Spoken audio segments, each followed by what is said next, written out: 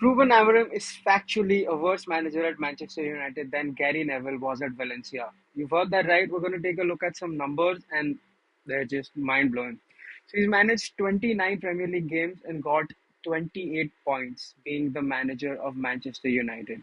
He lost five of his first seven league games at Old Trafford.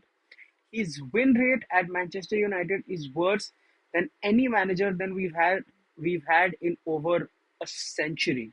He has a 21% win rate at Manchester United, despite him spending 240 million on like five players.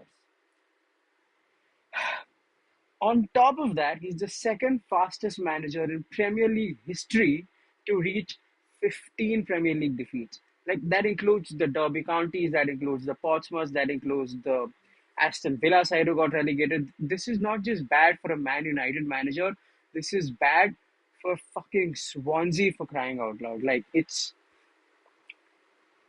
his points per game starts from not two, not one, but zero. He averages 0.94 points per game in the Premier League.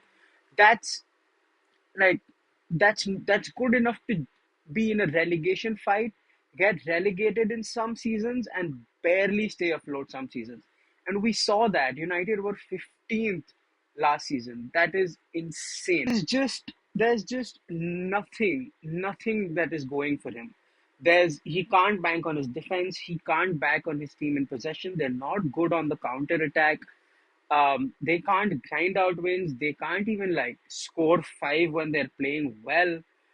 And on top of that, there is all the off-field stuff. You know, what is up with Kobbie Mainoo? Why does he want to sell the only midfielder in our squad that can actually play like in the build-up phase and in the middle third? He's trying to play Bruno Fernandes as a number six, like he's picking the ball up, not even from the center backs, from the fucking goalkeeper. Like, how is that supposed to make sense when he obviously is your best player and you take him away and like farther away from goal? How does that make sense?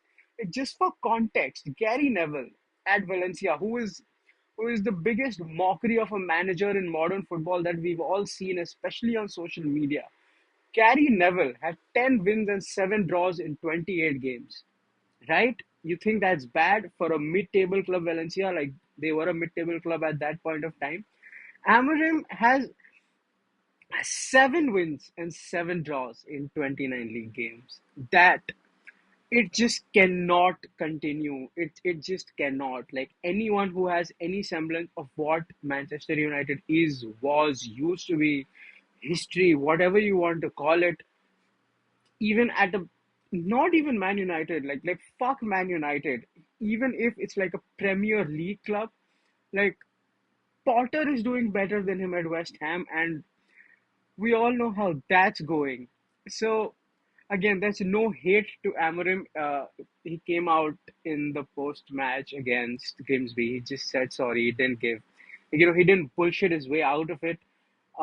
But it's just not working out. Like I wanted him to work out as much as you or the next guy at fucking Old Trafford.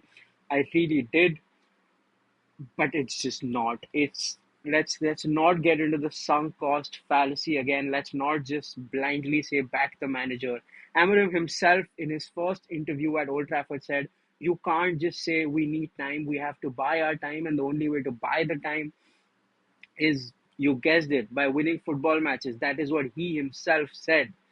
7 wins out of 29 in the Premier League, lost the Europa League final to fucking Spurs out of everyone, and knocked out and thoroughly outplayed by Grimsby Town on a Wednesday night. It just is not, like, it's not just not looking good. The fact that the fact that it's allowed to be this bad, it just speaks volumes to like how fucked Man United are. Like that. That's the that's the gist of it. So I'm sorry, Amarim, you have got to go, and hopefully with him going, Kobbie Mainoo can stay, and we can, let our best midfielder play. It's pretty simple.